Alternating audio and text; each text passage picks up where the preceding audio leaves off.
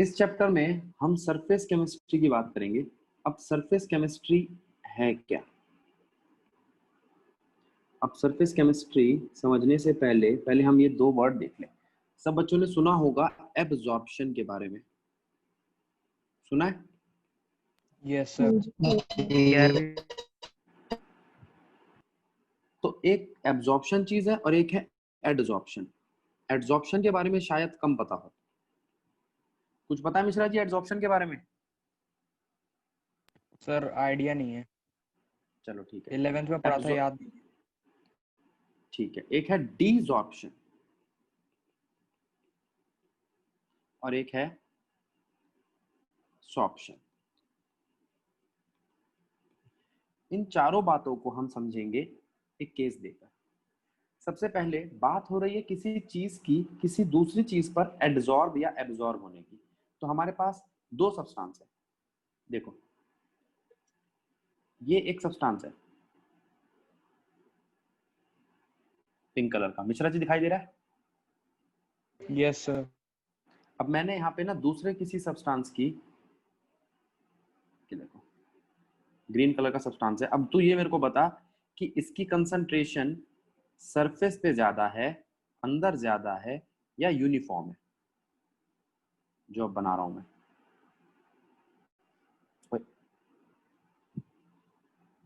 बोल बेटा। Sir uniform. Uniform है, इसका मतलब ये बाहर और अंदर एक जैसी कंसंट्रेशन रखता है। ठीक है, यस इसे सर। कहते हैं एब्जॉर्प्शन। इस केस को हम कहते हैं एब्जॉर्प्शन। एब्जॉर्प्शन। एब्जॉर्प्शन में क्या होता है, कंसंट्रेशन सरफेस में और बल्क में सेम होती है। और अगर यही केस ले लूं मैं ये वाला, तो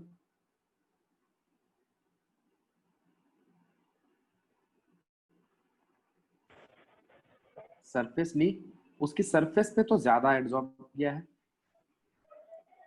ये देखो, यहां तो कंसंट्रेशन है लेकिन बल्क में कम है या नहीं है, तो इसको कहते हैं हम एडजॉर्प्शन। क्या कहते हैं? एब्जॉर्प्शन। फिर बारी आती है सॉर्प्शन की। सॉर्प्शन का मतलब है, एडजॉर्प्शन रिपीट करना है एक बार। एड्सॉर्प्शन का मतलब है बेटा सरफेस पे कंसंट्रेशन एड्सॉर्ब होने वाली चीज की ज्यादा है बल्क से। बल्क मतलब अंदर। ठीक है, अब मैंने कहा बेटा कि इसी केस को देख जो अभी ऊपर बनाया। इस केस को अगर मैं सॉर्प्शन की बात करूं तो सॉर्प्शन में अंदर, इसके अंदर कंसंट्रेशन है, यूनिफॉर्म है, लेकिन सरफेस पे ज्यादा है। क्या सरफेस पे मिश्रा जी? मिश्रा जी गायब हो गए, चलो कोई नहीं। यस अब सर। बारी आ, हाँ सरफेस पे कंसंट्रेशन क्या है इसमें? ज्यादा है और अंदर कंसंट्रेशन यूनिफॉर्म। कम है। हाँ यूनिफॉर्म है, यूनिफॉर्म है। ठीक है, और सरफेस पे ज्यादा है। अब आती है बारी डीजॉर्प्शन की। डीजॉर्प्शन के तो नाम से पता चल रहा उल्टा हो रहा होगा। जो चीज एब्जॉर्ब करिए ना उसको हटाना है। अब ये फिर से हमने एक सरफेस ली, इसकी सरफेस पे हमने एड्सॉर्ब या एब्जॉर्ब करा दिया ये पिंक वाली चीज को। ठीक है, ये चीज हटानी है। अब क्या करनी है? रिमूव करनी है, तो इसे डिसॉर्प्शन कहते हैं। ये चार बातें समझ में आई? एब्जॉर्प्शन, एडसॉर्प्शन, डिसॉर्प्शन और सॉर्प्शन। सर डिसॉर्प्शन रिपीट कर दो। Yes sir, desorption repeat desorption कर दो। का मतलब जो चीज एड्सॉर्ब हुई थी उसको हटाना, रिमूव करना। एड्सॉर्ब या एब्जॉर्ब का मतलब तो किसी चीज को अपने ऊपर, किसी एक सब्सटेंस को किसी दूसरे सब्सटेंस की सरफेस पे एड्सॉर्ब कराना। और डिसॉर्ब मतलब उसका उल्टा काम करना। ठीक है, जो चीज एब्जॉर्ब हुई ठीक थी है सर। पहले से उसको हटाना। ठीक है, यस सर। जी सर। ठीक है। तो अब हमारे पास चार चीजें, एड्सॉर्प्शन, एब्जॉर्प्शन, सॉर्प्शन और डिसॉर्प्शन। अब मैं आपसे कह रहा हूं इन चारों में से कौन सा ऐसा फिनोमिना है जो सरफेस पे हुआ है, सिर्फ सरफेस पे? एड्सॉर्प्शन ही तो है और जो सिर्फ sorption। सरफेस पे हुआ है। हाँ, एडजॉर्प्शन तो हम अब एड्सॉर्प्शन के बारे में पढ़ेंगे जो सिर्फ सरफेस पे हो रहा है। सर तो जो हमारा sorption भी ये तो हो रहा है। एब्जॉर्प्शन तो बल्क में भी हो रहा है ना। हम ठीक सरफेस है। केमिस्ट्री की बात कर रहे हैं, तो उस केमिस्ट्री की बात कर रहे हैं जिसमें सरफेस पे काम हो रहा है। तो सरफेस केमिस्ट्री में हम ज्यादातर बात करेंगे एडसॉर्प्शन की। अब एडसॉर्प्शन के अंदर दो चीजें आएंगी, एडसॉर्बेट और एडसॉर्बेंट। आप जानते हो दो चीजें बेटा, एक तो एडसॉर्ब हो रही है किसी दूसरे की सरफेस पे, और एक वो जो अपनी सरफेस पे एडसॉर्ब कर रहा है। ठीक है, यस बोलो। अच्छा, आपने चौक और इंक का केस देखा है?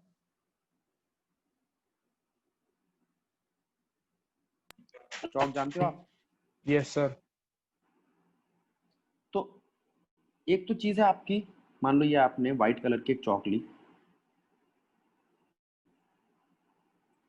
ठीक है, जनरली स्कूल में यूज करते हैं ना टीचर, वो वाली, और उसको एक इंक में डिप किया और आपने देखा उसकी सिर्फ सरफेस पर, अंदर तक नहीं गया, सिर्फ सरफेस पे वो इंक आ गई।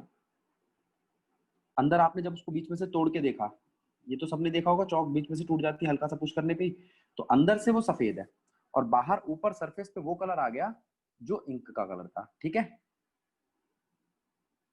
Yes sir. ठीक है। तो किसकी सरफेस पे इंक एब्जॉर्ब हुई? चौक की ना। Yes sir. तो चौक है आपका एड्सॉर्बेंट और इंक है आपकी एड्सॉर्बेट। इंक जिसको मैं यहाँ पर दिखा रहा हूँ आपको एड्सॉर्ब होती हुई, ये देखो ऐसे एड्सॉर्ब हो गई। देखो ये ग्रीन कलर की इंक थी, मैंने व्हाइट कलर की चौक पे एड्सॉर्ब कराई, ये अंदर नहीं गई है। कहाँ नहीं गई?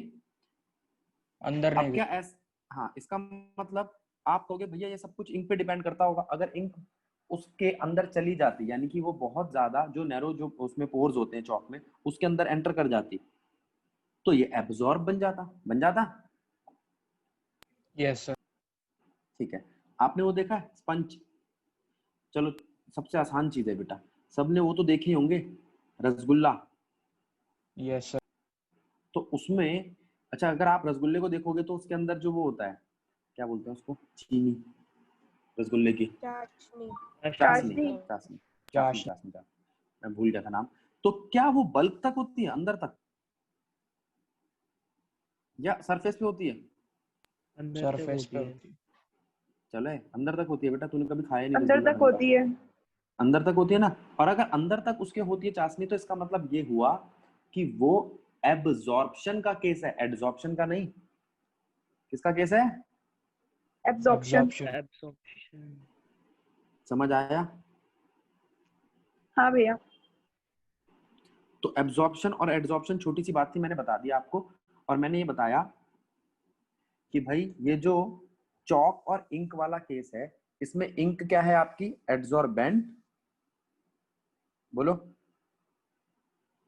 एड्सॉर्बेट, और चौक है आपके एड्सॉर्बेंट। ठीक है, ठीक है भैया। और एक केस हमने ले लिया रसगुल्ले का, ठीक है, उसके अंदर एड्सॉर्प्शन हो रहा है। क्या हो रहा है? एब्जॉर्प्शन। ठीक है, अब मैं आपसे, एब्सॉर्प्शन। एब्जॉर्प्शन हो रहा है, हाँ। अब मैं आपसे पूछ रहा हूँ एड्सॉर्बेट और एड्सॉर्बेंट किस तरीके से एड्सॉर्ब होंगे, ये भी तो सोचने वाली बात है। यानी कि types of adsorption, types of adsorption किस किस तरीके से हो सकता है? फिजिकली, फिजिकली हो सकता है या केमिकली। अब एक बात बताओ, एक नॉर्मल सी चीज है, आपने दीवार पे पेंट हो तो दो देखा होगा घर पे, यस सर। कैसे होता है? जो पेंट करने आता है वो पेंट जब करेगा, अगर आप उसको कोई डेंट लग जाए कुछ किसी भी तरीके से, या आप उसको चक्कू वगैरह से रब करो, तो क्या अंदर भी पेंट घुसा हुआ होगा? नहीं सर। No sir. आपने ऐड वगैरह देखे होंगे ना, तो वो क्या कहते हैं, अंबुजा सीमेंट लगाओ ईंट तक, वो सीमेंट नहीं क्या बोलते हैं इसको, एशियन पेंट लगाओ ईंट तक घुस जाएगा, या सरफेस पे रहेगा? सरफेस पे। इस पर आएगा। एक बात, अच्छा क्या वो कोई केमिकल तरीका है जो आता है, वो क्या करता है, बहुत सारी केमिकल चीजें निकालता है? तुम्हें लगता है कि कोई साइंटिस्ट आया तुम्हारे यहाँ पर पेंट करने, या वो नॉर्मल सा प्रोसेस है, तुम भी कर सकते हो? नॉर्मल है। हाँ, तो फिजियोप्शन एक अच्छा मैंने अभी सिर्फ ये लिखा है फिजिकली, फिजिकली को बोलते हैं बेटा फिजियोप्शन। क्या बोलते हैं? फिजियोप्शन, ठीक। और केमिकली को बोलते हैं केमिजॉर्प्शन, ठीक है। बोलो। Yes sir. अब मेरी बात सुनना, फिजिजॉर्प्शन का मतलब है फिजिकली एड्सॉर्बेट को एड्सॉर्बेंट पर एड्सॉर्ब कराना। केमिजॉर्प्शन का मतलब है केमिकली एड्सॉर्बेट को एड्सॉर्बेंट पर एड्सॉर्ब कराना। अब आप कहोगे भैया केमिकली कोई अलग तरीका है? हाँ, यहाँ पर एक एक्टिवेशन एनर्जी चाहिए, जो मैंने आपको लेसन नंबर 4 में बताई थी। कम से कम इतनी एनर्जी चाहिए जिससे वो रिएक्शन स्टार्ट हो सके, ठीक है। तो अब मेरी बातें सुनो, केमिजॉर्प्शन के लिए एक स्पेसिफिक मेथड यूज किया जाएगा। अच्छा एक बात बताओ, आपने कहा कि भैया मैंने एक रिएक्शन कराई, उस रिएक्शन में मैंने कैटलिस्ट यूज करा, ठीक है। जैसे मान लो आशीष की फैक्ट्री में कुछ बनता था, मैंने इसको एक कैटलिस्ट बता दिया, तो उसने कहा ठीक है भैया मैं कैटलिस्ट यूज कर लूंगा और ये प्रोडक्ट बनाऊंगा। अब वो ही कैटलिस्ट यूज करके सारे काम कर लेगा, या हर रिएक्शन के लिए अलग अलग कैटलिस्ट चाहिए? अलग हाँ। अलग अलग अलग-अलग। कैटलिस्ट चाहिए ना, ठीक है। सिंपल सी बात है। अच्छा एक मेरी बात सुनो, एक तो आप जानते हो कि ऑक्सीडेशन और रिडक्शन के लिए अलग कैटलिस्ट चाहिए, ऑक्सीडेशन के लिए जो चाहिए ऑक्सीडेंट और रिडक्शन के लिए रिडक्टेंट। लेकिन आपको क्या ये पता है अलग अलग स्टेज की ऑक्सीजन के ऑक्सीडेशन के लिए अलग अलग स्टेज के ऑक्सीडेंट चाहिए? ये मैंने बताया था आपको, स्ट्रॉन्ग ऑक्सीडेशन के लिए स्ट्रॉन्ग ऑक्सीडाइजिंग एजेंट और वीक ऑक्सीडेशन के लिए वीक ठीक बात है। Oxidizing agent. तो आप ये कह सकते हो कि भैया एड्सॉर्ब कराना है अगर आपको केमिकली, तो हर एक रिएक्शन का एक मेथड अलग होगा। लेकिन फिजिकली एड्सॉर्ब कराने में मेथड अलग होने की कोई खास जरूरत नहीं है, ठीक है। बोलो। ठीक है भैया। हमारे घर में एक रिएक्शन होती है जिसे हम बोलते हैं खाना बनाना। क्या सबकी वो रिएक्शन सेम होती है? ये तो आप सब जानते होंगे, अगर दो आदमी खाना बना रहे हैं तो दोनों के ही मतलब जो भी टेस्ट वेस्ट है वो अलग होगा। इसका मतलब वो एक केमिजॉर्प्शन है। हाँ जी भैया। Yes sir. तो इसका मतलब वहां पर भी ये चीज देखी जाती होगी कि कौन सी चीज पहले एब्जॉर्ब करानी है, ये वाला मसाला पहले डालना है या बाद में डालना है, तो वो भी पार्ट ऑफ केमिजॉर्प्शन है। लेकिन पेंट करना केमिजॉर्प्शन नहीं है। अगर आपके घर में पेंट करने वाला नहीं आया तो आप खुद कर सकते हो, बशर्ते आपको ब्रश टेढ़ा मेढ़ा चलाना आना चाहिए। सही बात है या गलत बात है? सही बात है भैया। फिर आपने कहा कि भैया जब फिजियो ऑप्शन होता है तब भी एनर्जी रिलीज होती है, केमिज ऑप्शन होता है तब भी होती है। हाँ, अगर आप पेंट वगैरह करते हैं तो कमरा ठंडा हो जाता है। हाँ हाँ होता जी। है। वो तो एक नॉर्मल प्रोसेस है। अगर आप अपने हाथ पे पानी लगाओगे तो आपके हाथ की हीट ले लेगा वो पानी, तभी तो इवेपोरेट होगा। ऐसी कुछ चीजें होती है फिजियो ऑप्शन में। लेकिन फिजियो ऑप्शन में कोई ऐसी चीज नहीं होती जिसके लिए हमें कोई फिक्स अमाउंट ऑफ एनर्जी चाहिए हो। तो फिजियो ऑप्शन के लिए हमें एक ऐसी एनर्जी नहीं चाहिए जो स्पेसिफिक हो, लेकिन केमिज ऑप्शन के लिए हमें एक स्पेसिफिक एनर्जी चाहिए। दूसरा, केमिज ऑप्शन का एक स्पेसिफिक मेथड होता है, जो मैंने आपको बताया वही तरीका करना है, ठीक है। फिजियो ऑप्शन में कोई स्पेसिफिक मेथड नहीं होता। दो बातें हो गई। तीसरा, अगर मैं आपसे बात करूं कि क्या बार बार पेंट करने से पेंट गिरने लगेगा? हाँ। क्या मैं एक पेंट के ऊपर दोबारा पेंट कर सकता हूँ? हाँ। लेकिन केमिज ऑप्शन में ऐसा नहीं होता। केमिज ऑप्शन में मैं एक कार्बन के ऊपर अगर एक ऑक्सीजन की रिएक्शन करा दूं तो मैं और नहीं करा सकता। मतलब इसमें मल्टी लेयर नहीं होती, एक के ऊपर एक परत नहीं चढ़ती केमिज ऑप्शन में। और केमिज ऑप्शन में जैसी पहली रिएक्शन हुई थी वैसी ही आखिरी रिएक्शन भी होगी। उसमें टाइम का कोई फर्क नहीं पड़ता। ये नहीं कि पहली वाली अच्छी हुई थी और लास्ट वाली बेकार होगी, ठीक है। ड्यूरेशन से केमिज ऑप्शन पे फर्क नहीं पड़ता। लेकिन आप केमिज ऑप्शन पे मल्टी लेयर फिनोमेना नहीं कर सकते, मोनो लेयर ही होता है। और फिजियो ऑप्शन में आप लेयरिंग बढ़ा सकते हो। ये शायद आपने वर्ड सुना होगा, मैं पेंटिंग का इसलिए एग्जांपल ले रहा हूँ क्योंकि ये रोजमर्रा होता ही रहता है आपके घर में, सबने कभी ना कभी देखा होगा। तो वो बोलते हैं एक कोट या दो कोट, सुना है कभी? एक बार पेंट हाँ करा है फिर सुना दोबारा है, पेंट सुना कर। सुना है। Yes sir. ये बातें सबको क्लियर है ना? ठीक है। अब ये फिजियो ऑप्शन केमिज ऑप्शन हमने देख लिया। एक बार हम एनसीईआरटी के पास जा रहे हैं और फिजियो ऑप्शन में अच्छा एक चीज याद करो, हमने लास्ट चैप्टर में लास्ट क्लास में हमने एक चैप्टर पढ़ा था जिसमें हमने थर्मोडायनेमिक्स पढ़ा था, याद है कि कोई रिएक्शन होगी या नहीं होगी वो गिब्स फ्री एनर्जी पे डिपेंड करता है, वो भी केमिजॉर्प्शन में आएगा। ठीक है ठीक है। ठीक है, चलो अब जरा ध्यान दो। एनसीईआरटी पे अगर हम आते हैं तो एक तो ये बताता है, स्टार्टिंग की जो बातें बताई थी मैंने, इसमें कुछ खास नहीं है। एक ये देखो मिश्रा जी, ये बॉक्स पढ़ोगे आप मेरे लिए?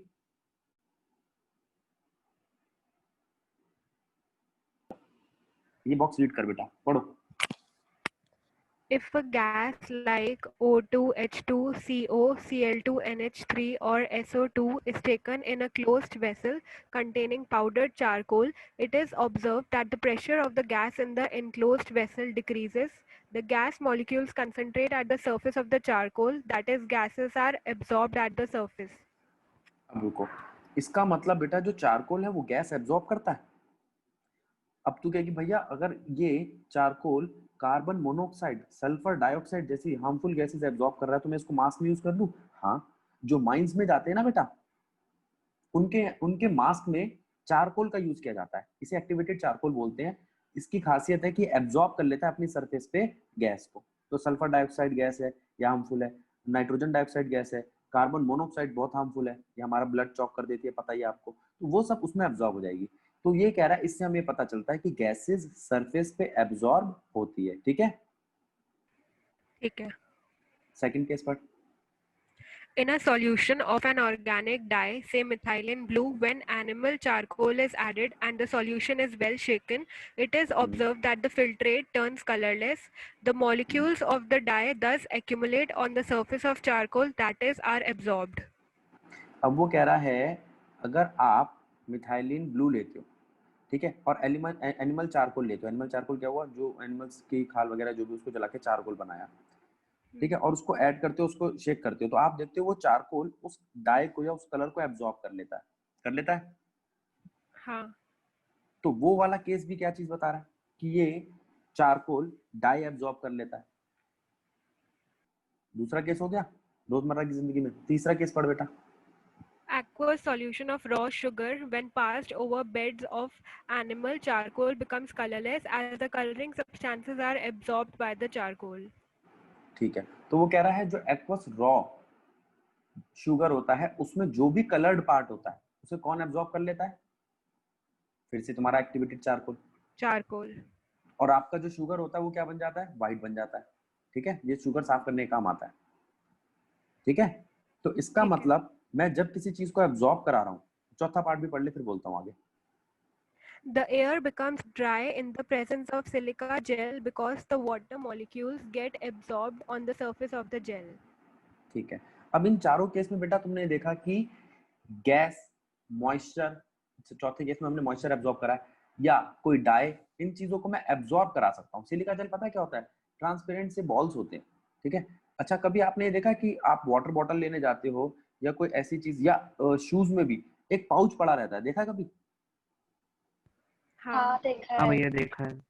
ठीक है, साइंस वाले बच्चे हो, खुराफाती दिमाग है, तो वो फाड़ के भी देखा होगा। अगर उसको फाड़ोगे तो या तो उसके अंदर से छोटे छोटे ब्लैक कलर के पार्टिकल्स निकलेंगे, वो है आपका एक्टिवेटेड चारकोल।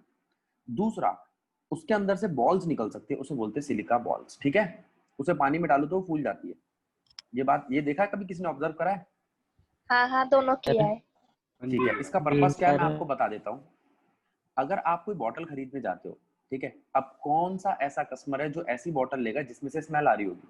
अब आप कहोगे भैया स्मेल क्यों आ रही है? बेटा जब कभी वो बॉटल बनी होगी वहां का टेम्परेचर हाई होगा फैक्ट्री का, और जब उसको टाइटली पैक किया होगा तो अंदर मॉइस्चर चला गया होगा।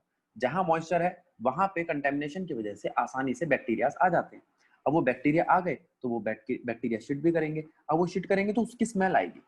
ठीक है, वो एक बार धोने से साफ हो जाएगी, लेकिन वो वहां पर मॉइस्चर ही ना आए उसको रोकने के लिए हमने क्या डाल दिया? सिलिका जेल या एक्टिवेटेड कार्बन, एक्टिवेटेड चारकोल। समझ आया? इसलिए वो हमेशा निकलते हैं पाउच। वो शूज में भी बहुत निकलते हैं, शूज वगैरह आप लेने जाते हो ना तो उसमें वो पाउच निकलता है, ज्यादातर उसमें निकलेंगे स्पोर्ट्स शूज में, क्योंकि वहां पे कपड़ा है। समझ आ रहा है? हाँ जी भैया। हाँ भाई। अब इसके नीचे देख क्या कहता है बेटा वो, इट इज क्लियर से पढ़ियो बेटा।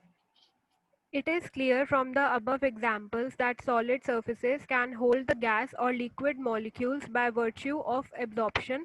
The process of removing an adsorbed substance from a surface on which it is absorbed is called desorption. ठीक है, अब तूने कहा कि भैया डिसऑप्शन कहाँ देखा है? कभी ऐसा सुना है या देखा है कि भाई दाग लग गया किसी ड्रेस पे, तो वो कहते हैं इसको इस चीज से हटाओ, दूसरी चीज से हटाओगे तो ये दाग का कलर बदल जाएगा। एक तो जैसे हमारी हल्दी होती है टर्मरिक, वो इंडिकेटर का भी काम करती है, तो वो बेस के साथ वो बेस को इंडिकेट करने का काम करती है। अगर येलो कलर का दाग है ना हल्दी का, तो वो बदल के कोई और कलर का बन जाएगा, वो तो इंडिकेटर काम करा। आपको वहां पर ये नहीं करना कि उसको रिमूव करना है। एक तो रिमूव करने का तरीका वही होता है ब्रशिंग, है ना, सोक कराओ पानी में, जो भी वो है ऑयल या डर्ट है उसको ब्रशिंग से हटा दो। एक है उसको डिसॉर्ब करना। क्या करना? जो कपड़ा आपका चीज एब्जॉर्ब कर चुका है वो डिसॉर्ब कर दे, तो वो है डिसॉर्प्शन। और वो केमिकली होगा, केमिकल हम उस पर्टिकुलर केमिकल से उसे डिसॉर्ब करा सकते हैं। ठीक है, ठीक है बेटा। अब बड़ा इंपॉर्टेंट टॉपिक है, इसका नाम है मैकेनिज्म ऑफ एडसॉर्प्शन। एडसॉर्प्शन हुआ तो हुआ कैसे, इसमें क्या मैकेनिज्म लगेगा? ठीक है,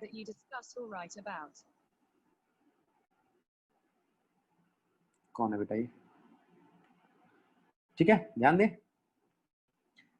यशी पढ़ बेटा, क्या कह रहा है ये? ठीक है। Adsorption arises due to the fact that the surface particles at the adsorbent are not in the same environment as the particles inside the bulk. Inside the adsorbent, all the forces acting between the particles are mutually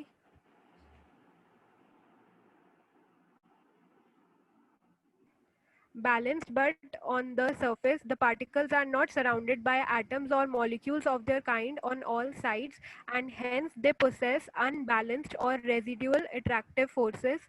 These forces of the रुक जा। यहाँ पर इसने क्या कहा कि भाई यहाँ पर जब हम एडसॉर्प्शन की बात करते हैं तो वो सरफेस पे होता है, बल्क तक नहीं होता। ठीक है, यहाँ पर अनबैलेंस फोर्स लग रही होती है सरफेस के ऊपर, और एटम्स के बीच में, एटम और मॉलिक्यूल के बीच में एक अट्रैक्शन पैदा हो जाता है। क्या पैदा हो जाता है? अट्रैक्शन। उस अट्रैक्शन की वजह से जो मॉलिक्यूल एडसॉर्बेंट के है वो लॉक कर देते हैं एडसॉर्बेट को। ठीक है, ठीक है। अब वो कहता है these forces of adsorbent are responsible for attracting the adsorbate particle on its surface। ये जो forces adsorbent लगा रहा है ना, ये रिस्पॉन्सिबल है adsorbate को अपनी तरफ खींचने के लिए। ठीक, the extent of adsorption increases with increase of surface area। ये तो भैया दोनों के लिए, चाहे फिजियोप्शन हो चाहे केमिजॉप्शन, जितना सरफेस एरिया आप बढ़ाओगे उतना एब्जॉर्प्शन बढ़ जाएगा। ठीक है, ठीक है बेटा। टेम्परेचर प्रेशर की हम बाद में बात करेंगे, पहले हम सरफेस एरिया की बात कर रहे हैं। जितना सरफेस एरिया बढ़ाएगी उतना एब्जॉर्प्शन बढ़ेगा। इसका मतलब रिएक्शन रेट का रिएक्शन तेज हो जाएगा अगर सरफेस एरिया बढ़ा दिया। अब मुझे तू सीधी सी बात बता, अगर किसी चीज का गर्म होना या ठंडा होना भी एक रिएक्शन है, तो कोई चीज बड़े सरफेस पर जब हम किसी चीज को फैला देते हैं तो जल्दी ठंडी या गर्म होती है, या उसको छोटे कंटेनर में रखते हैं, पतले कंटेनर में रखते हैं तो जल्दी गर्म या ठंडी होती है? बड़े कंटेनर में रखते हैं जब फैला देते हैं। एक चीज। दूसरा, अगर आप किसी की रिएक्शन कराते हो, किसी मेटल की रिएक्शन करानी है एसिड के साथ, तो उसके पूरे बल्क का, उसके एक पूरे टुकड़े का इस्तेमाल करोगे या उसके ग्रैन्यूल्स बना दोगे? ग्रैन्यूल्स। उसकी चिल्लड़ बना दोगे तो उससे क्या होगा? सरफेस एरिया बढ़ जाएगा। क्या बढ़ जाएगा? Surface area. अब जरा इधर आ जा बेटा, अब इस वाले बॉक्स पे ध्यान दे, इसमें केमिजॉप्शन की बात करेगा। इस वाले टॉपिक को मैं समझाऊंगा, इसमें थोड़ा टाइम लगेगा। पढ़ बेटा। Another important factor featuring adsorption is the heat of adsorption. During adsorption, there is always a decrease in residual forces of the surface. That is, there is decrease in surface energy which appears as heat. Adsorption, therefore, is invariably an exothermic process. In other words, रुक जा। कह रहा भाई, अगर आप देखते हो कि कोई प्रोसेस हुआ है, तो कोई एनर्जी रिलीज या गेन भी हुई होगी। हाँ, तो जब सरफेस पे कोई चीज एब्जॉर्ब होती है तो एक एनर्जी रिलीज होती है, एनर्जी रिलीज होती है। अब तुम कुछ भी कह सकते हो, हीट की फॉर्म में रिलीज हुई, लेकिन उसका एक और नाम है सरफेस एनर्जी। क्या नाम है बेटा? Surface energy. सरफेस एनर्जी क्या है? अब मैं तेरे से पूछ रहा हूँ सरफेस एनर्जी क्या है, तो तूने कहा कि भैया सरफेस पे कोई चीज एब्जॉर्ब या एब्जॉर्ब होगी ना, तो उसके लिए जो ताकत चाहिए, अभी फोर्स पढ़ चुके हो ना ऊपर तुम, फोर्स, अब फोर्स से कोई वर्क डन होगा, उस वर्क डन करने के लिए जो एनर्जी चाहिए वो सरफेस एनर्जी है। अगर वो एनर्जी चाहिए तो वो कुछ रिलीज करेगा, वो क्या करता है? जनरली हीट रिलीज करता है। क्या रिलीज करता है? हीट। हीट। अब जरा ध्यान दे बेटा, अब तू कहे कि भैया हमने हीट के बारे में कब पढ़ा? लास्ट ईयर पढ़ा था। अब मैं कुछ चीजें बता रहा हूँ, उस पर ध्यान दो। हमने पढ़ा था एक चीज होती है चेंज इन एंथैल्पी। अगर ये नेगेटिव हो तो हीट रिलीज हुई है, एक्सोथर्मिक रिएक्शन है। अगर किसी को कोई चीज ना पता हो तो बोल देना, मैं दोबारा रिपीट करा दूंगा। और पॉजिटिव है तो एंडोथर्मिक रिएक्शन है। फिर दूसरी चीज आती है एंट्रोपी। इसका मतलब है डिग्री ऑफ रैंडमनेस। क्या है? Degree of randomness. More random का मतलब क्या है बेटा? पॉजिटिव। और लेस रैंडम का मतलब नेगेटिव। ठीक। अब तू कहेगी भैया डेल्टा एच और डेल्टा एस मिलकर कौन सा कॉन्सेप्ट बनाते हैं? वो है गिब्स फ्री एनर्जी। क्या है? Gibbs free energy. Gibbs free energy ये कहती है कि अगर गिब्स फ्री एनर्जी नेगेटिव है तो रिएक्शन स्पॉन्टेनियस होगी, चाहे वो एड्सॉर्प्शन हो चाहे एब्जॉर्प्शन हो, वो स्पॉन्टेनियस होगा। और अगर वो पॉजिटिव है तो वो नॉन स्पॉन्टेनियस होगा। ठीक। स्पॉन्टेनियस का मतलब बाय डिफॉल्ट होना, और नॉन स्पॉन्टेनियस का मतलब जिसको बाहर से एक्सटर्नल एजेंसी चाहिए, कोई फोर्स चाहिए। ठीक, बोलो। तो यहां पर ये बात समझ आई, इसे थर्मोडायनेमिक्स कहते हैं बेटा। हाँ। तो थर्मोडायनेमिकली मैंने ये बताया डेल्टा एच डेल्टा एस और गिब्स फ्री एनर्जी पर डिपेंड करेगा कि रिएक्शन होगी या नहीं होगी। और यहाँ रिएक्शन क्या है? एडसॉर्प्शन। क्या रिएक्शन है? एब्जॉर्प्शन। तो अगर आपकी रिएक्शन नेगेटिव है, अगर आपका ऐसा होता है कि भाई देखो क्या क्या क्राइटेरिया हो सकते हैं, अगर डेल्टा एच नेगेटिव है तो वो स्पॉन्टेनियस को सपोर्ट करेगा। अगर रैंडमनेस बढ़ रही है तो करेगा, घट रही है तो हमें केस लेना पड़ेगा, कुछ सोचना पड़ेगा, है ना। वैसे रैंडमनेस घटती है एड्सॉर्प्शन में। ठीक है, तो अब हम इन दोनों को जोड़ के इस केस को बनाएंगे कि डेल्टा जी हमारा हर हाल में क्या है? नेगेटिव। क्या है? अब जरा ध्यान दो, अब इस बॉक्स को पढ़ बेटा, उन बातों के बाद हम इसको पढ़ सकते हैं। पढ़ो। Adsorption, therefore, is invariably an exothermic process. In other words, delta H of adsorption is always negative. When a gas is adsorbed, the freedom of movement of its molecules become restricted. This एक amounts minute रुक to जा बेटा। हाँ हाँ हाँ, वो कहता है when a gas is adsorbed, the freedom of movement of its molecule become restricted। इसका मतलब डेल्टा एच नेगेटिव है। ये दोनों बातें एक दूसरे से उल्टी है। अगर डेल्टा एच नेगेटिव है तो रिएक्शन होनी चाहिए, डेल्टा एच नेगेटिव है तो रिएक्शन नहीं होनी चाहिए। तो मैं इन दोनों को ना देखकर डेल्टा जी को देखूंगा। किसको देखूंगा? delta G।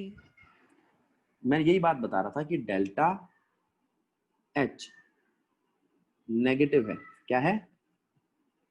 Negative। ये तो सपोर्ट करता है, लेकिन डेल्टा एस नेगेटिव है, ये सपोर्ट नहीं करता स्पॉन्टेनियस को।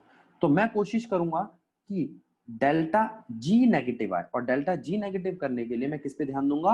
अब एक इस इक्वेशन को देखो बेटा, जरा इस इक्वेशन में मुझे बता, डेल्टा एच और डेल्टा एस के सिवा और कौन सी चीज रह गई जिसपे डेल्टा जी डिपेंड करता है? T। टी। टेम्परेचर पे अब सब कुछ Temperature। डिपेंड करेगा। किस पे डिपेंड करेगा? Temperature। बस अब यही पढ़ना है, आगे पढ़। Adsorption is thus accompanied by a process to be spontaneous. The thermodynamic requirement is that at constant temperature and pressure, delta G must be negative. That is, there is a decrease in Gibbs energy. On the basis of equation, delta G is equal to delta H minus. Thus, in an adsorption process which is spontaneous, a combination of these two factors makes delta G negative. As the adsorption proceeds, delta H becomes less and less negative. Ultimately, delta H becomes equal to T delta S and delta G becomes 0. At this state, equilibrium is attained. ठीक है, तो बेटा यहाँ पर हमने कहा कि अगर इस वाली इक्वेशन पे हम जाएं तो हम ये चीज देखते हैं, एक तो डेल्टा एच, एक डेल्टा एस, एक डेल्टा जी। डेल्टा जी होता है delta H minus T delta S. ठीक है, अगर मैं यहाँ पे आपसे बात करूं कि पहला केस तो यह है कि दोनों के दोनों स्पॉन्टेनियस हो, यानी कि डेल्टा एच नेगेटिव हो डेल्टा एस पॉजिटिव, तो हर हाल में आपका डेल्टा जी नेगेटिव आएगा, यानी कि रिएक्शन स्पॉन्टेनियस होगी ऑलवेज। ठीक है, ठीक है। दूसरा केस ये पॉजिटिव हो ये नेगेटिव हो, अब हमेशा नॉन स्पॉन्टेनियस होगी। ठीक है बेटा, ठीक है। तीसरा केस दोनों नेगेटिव हो, अब दोनों नेगेटिव हो या दोनों पॉजिटिव हो, इस केस का क्या करेंगे, ये सोच सकते हो? हाँ तो बच्चों, अगर दोनों ही नेगेटिव है तो इसका क्या मतलब है? अब हम ये देखेंगे कि डेल्टा एच और डेल्टा जी इसमें की, दो डेल्टा केस जी की, बनेंगे। हाँ 2 केस बनेंगे। क्या क्या? एक तो जब डेल्टा डेल्टा एच एच बड़ा बड़ा है, होगा डेल्टा एच से, और एक बार डेल्टा एच छोटा है। अगर डेल्टा एच बड़ा है तो उसका साइन आएगा यानी कि नेगेटिव, और यानी कि स्पॉन्टेनियस। और अगर डेल्टा एच छोटा है तो पॉजिटिव। ठीक है, नॉन स्पॉन्टेनियस। अब मेरी बात सुनो, दोनों नेगेटिव है, दोनों नेगेटिव है, तो ये और ये मैं माइनस कर रहा हूं, इसकी वैल्यू छोटी है इसलिए इसका साइन आ गया। ये बात ठीक है? Delta H minus T delta S, अगर डेल्टा एच बड़ा हुआ तो उसका साइन आ गया यानी कि नेगेटिव, और अगर टी डेल्टा एस बड़ा हुआ तो उसके आगे पहले से माइनस है, माइनस और माइनस क्या बन जाएगा, बोलो? नेगेटिव नेगेटिव क्या हो जाएगा, पॉजिटिव, प्लस और डेल्टा जी पॉजिटिव। क्या हो जाएगा आपका, पॉजिटिव, यानी कि नॉन स्पॉन्टेनियस। अब इधर ध्यान दो, यहाँ पर टेम्परेचर क्या दिखाई दे रहा है,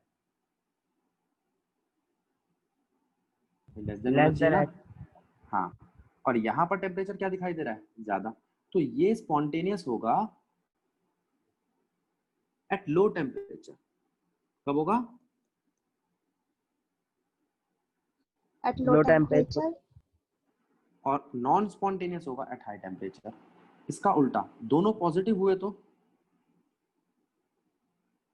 delta H T delta S, तब नेगेटिव आएगा, तो स्पॉन्टेनियस तो होगा लेकिन एट हाई टेम्परेचर। ये बात समझ आई? हाँ जी भैया। जो हम एड्सॉर्प्शन डिसॉर्प्शन वाला केस पढ़ रहे हैं वो किसका केस है, वो तीसरा केस है। इसमें से कौन सा केस है? तीसरा। क्लियर है ये बात? इस चैप्टर में जो हम पढ़ रहे हैं ना वो ये केस है, ये चारों केस हमारे थर्मोडायनेमिक्स के, तो उसमें से हम ये केस पढ़ रहे हैं। तो टेम्परेचर डिपेंडेंट है एड्सॉर्प्शन डिसॉर्प्शन? हाँ है। अगर टेम्परेचर हाई हुआ तो रिएक्शन होनी मुश्किल हो जाएगी, नॉन स्पॉन्टेनियस। लो हुआ तो रिएक्शन होगी। इसका मतलब क्या मैं ये लिख सकता हूँ, और उसने ये भी बोला था भी इक्विलिब्रियम भी अटेन हो जाएगा अगर डेल्टा जी 0 हो गया तो। अगर डेल्टा जी 0 हुआ तो क्या हो जाएगा,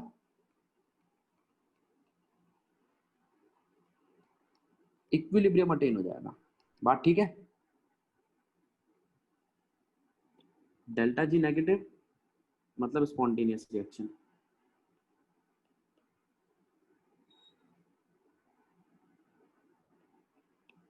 delta G positive non spontaneous, और डेल्टा जी 0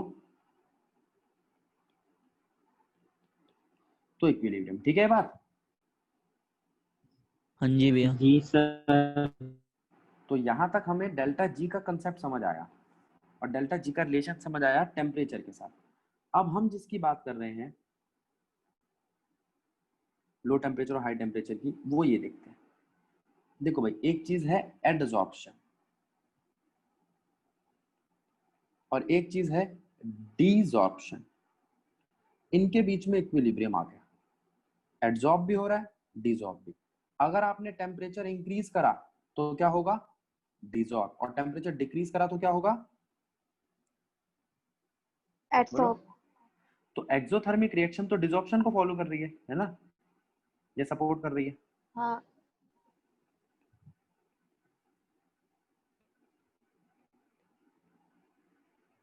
क्योंकि टेम्परेचर बढ़ता है एक्सोथर्मिक रिएक्शन में, और एंडोथर्मिक रिएक्शन एब्जॉर्प्शन को कर रही है। तो यहां से मुझे एक बात पता चल गई, टेम्परेचर अगर आपने बढ़ाया तो एब्जॉर्प्शन के लिए इनवर्स कंडीशन आ जाएगी, और अगर आपने टेम्परेचर घटाया तो वो फेवरेबल कंडीशन होगी एब्जॉर्प्शन के लिए। ठीक है, ठीक है। तो अब हमारे पास क्या क्या चीजें आ गई, उसको हमने देखो यहाँ पे एक टेबुलर फॉर्म में बना दिया इसकी सारी चीजों को। ये मैंने अभी काफी सारी चीजें इसकी बताई भी थी आपको, फिजियोप्शन और केमिजॉप्शन की। फिजियोप्शन में कोई खास बॉन्डिंग यूज नहीं होती, कोई खास फोर्स यूज नहीं होती, वैन वाल फोर्स यूज होती है। और केमिजॉप्शन में केमिकल बॉन्ड, यानी कि आयनिक कोवलेंट जो भी बॉन्ड बनता है उसकी बॉन्डिंग यहाँ पर यूज होती है। ठीक है, फिजियोप्शन ठीक है। किसकी वजह से होता है, सिर्फ वैन डर वाल की वजह से, और केमिजॉप्शन केमिकल बॉन्डिंग की वजह से। दूसरा point, it is not specific in nature. अगर मैं बात करूं फिजियोप्शन की तो ये कोई स्पेसिफिक नहीं है, ये हाईली स्पेसिफिक है केमिजॉप्शन। मैंने बताया था इसके करने का एक प्रोसेस है, उसी तरीके से होगा केमिजॉप्शन। फिजियोप्शन रिवर्सिबल है, केमिजॉप्शन इरिवर्सिबल है। अगर कोई रिएक्शन हो गई तो उसको रिवर्स करना उसी टेम्परेचर और प्रेशर पे केमिजॉप्शन में पॉसिबल नहीं है, फिजियोप्शन में पॉसिबल है। याद रखना कंडीशन टेम्परेचर और प्रेशर की। हाँ बेटा बोल। केमिजॉप्शन स्पेसिफिक हाईली कैसे हुआ एक बार बताना। केमिजॉप्शन हाईली स्पेसिफिक है, इसका मतलब ये किसी पर्टिकुलर कैटलिस्ट या पर्टिकुलर रिएक्टेंट या पर्टिकुलर प्रोडक्ट की फॉर्म रिएक्टेंट या पर्टिकुलर कंडीशन में ही होगा। लेकिन फिजियोप्शन के लिए ऐसी कोई स्पेसिफिक कंडीशन नहीं चाहिए, टेम्परेचर प्रेशर कैटलिस्ट ऐसी कोई स्पेसिफिक कंडीशन नहीं चाहिए जितनी स्पेसिफिक हमें चाहिए केमिजॉप्शन में। समझ आया, किसने पूछा है? ठीक है भैया, ले लेना। अच्छा, अब अगली चीज देखो, चौथा पॉइंट क्या कहता है वो, ये डिपेंड करता है नेचर ऑफ गैस। गैस का नेचर कैसा है, जो गैस जल्दी लिक्विड बनेगी, ये दोनों के लिए सेम ही है। जो गैस जल्दी लिक्विड बनेगी वो फिजियोप्शन जल्दी करेगी, केमिजॉप्शन में जो गैस जल्दी लिक्विड बनेगी वो केमिजॉप्शन जल्दी करेगी, साथ के साथ उसकी रिएक्शन भी तेज होनी चाहिए, यानी कि वो केमिकली रिएक्ट करे अपने एडसॉर्बेट के साथ। पढ़ता हूं मैं इसको, it also depends on the nature of gas, ये भी डिपेंड करता है नेचर पे गैस की। ठीक है, और gas which can react with adsorbent show chemisorption. यहाँ पर एक ये नई चीज और समझ लो कि जो रिएक्ट करेगा एडसॉर्बेंट के साथ वो केमिजॉप्शन अच्छा करेगी वो गैस। ठीक है, अच्छा लिक्विफिकेशन वाली बात पे तो दोनों ही डिपेंड करती है कि कौन जल्दी लिक्विड बनेगी। ठीक है, पांचवा पॉइंट, एंथैल्पी ऑफ एडसॉर्प्शन बहुत लो है और एंथैल्पी ऑफ केमिजॉप्शन केमिजॉप्शन बहुत हाई है, 80 to 240। फिजियोप्शन में एंथैल्पी जो एडसॉर्प्शन की वो बहुत लो है, ये बताया था मैंने आपको, वहां कोई रिक्वायर्ड खास एनर्जी नहीं चाहिए। अब एक्टिवेशन एनर्जी की बात कर लेंगे। छठा point, low temperature is favourable in physisorption, high temperature is favourable in chemisorption. अब जरा इस पे बात करो, अभी मैंने आपको बताया था टेम्परेचर अगर इंक्रीज हुआ तो एडसॉर्प्शन होगा, डिसॉर्प्शन होगा, तो ये तो दोनों के लिए फेवरेबल नहीं होना चाहिए, ना फिजियोप्शन के लिए ना केमिजॉप्शन के लिए। फिर केमिजॉप्शन के लिए टेम्परेचर इंक्रीज करना फेवरेबल कैसे, तो हम ये कहेंगे, हम एक चीज जानते हैं, जितना टेम्परेचर बढ़ेगा रेट ऑफ रिएक्शन उतना तेज होगा, यानी कि टेम्परेचर इंक्रीज करना केमिकल रिएक्शन के लिए फेवरेबल है। किसके लिए फेवरेबल है? Chemical reaction. इसलिए केमिजॉप्शन के लिए फेवरेबल है, एडसॉर्प्शन के लिए फेवरेबल नहीं है टेम्परेचर बढ़ना। देखो ये ग्राफ है आपका,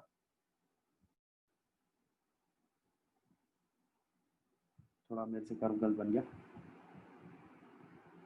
ये केमिजॉप्शन का ग्राफ है। एक पॉइंट के बाद तो केमिजॉप्शन भी डिक्रीज कर रहा है टेम्परेचर इंक्रीज करने पर, लेकिन पहले इंक्रीज क्यों करा? पहले इंक्रीज इसलिए करा जैसे जैसे टेम्परेचर बढ़ाओगे रेट ऑफ केमिकल रिएक्शन भी इंक्रीज करेगा। और हमने लास्ट चैप्टर में ये भी पढ़ा था कि अगर टेम्परेचर 10 डिग्री सेल्सियस बढ़ जाए तो रेट डबल हो जाता है, पढ़ा था। फिजी ऑप्शन देखो ये ग्राफ है। अब आप एक काम करो, इस वाले हिस्से को कंपेयर करो, ये यहाँ पर भी डिक्रीज कर रहा है यहाँ पे भी, तो फिजी ऑप्शन के लिए टेम्परेचर के साथ क्या रिलेशन है, इनवर्स। केमिज ऑप्शन के लिए पहले इंक्रीज करेगा फिर डिक्रीज। एनसीईआरटी ने सिर्फ पहले इंक्रीज करने वाला बताया है। High temperature is favourable for adsorption, it increase with increase in temperature.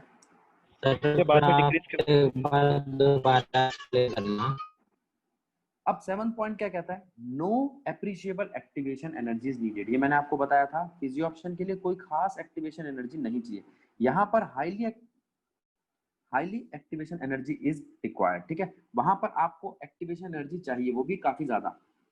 8 point, it depends on surface area, दोनों ही सरफेस एरिया पे डिपेंड करते हैं, इसमें कोई दो राय नहीं है। Last, it results into multi-molecular layer on adsorbent surface under high pressure। अगर आप एक के ऊपर एक मल्टी लेयर करते हो तो फिजी ऑप्शन में पॉसिबल है, केमिज ऑप्शन में सिर्फ यूनिमोलिकुलर लेयर ही बनेगी। ये मैंने बताया था ना अभी आपको, फिजी ऑप्शन में लेयर पे लेयर चढ़ सकती है, केमिज ऑप्शन पे ऐसा नहीं होता।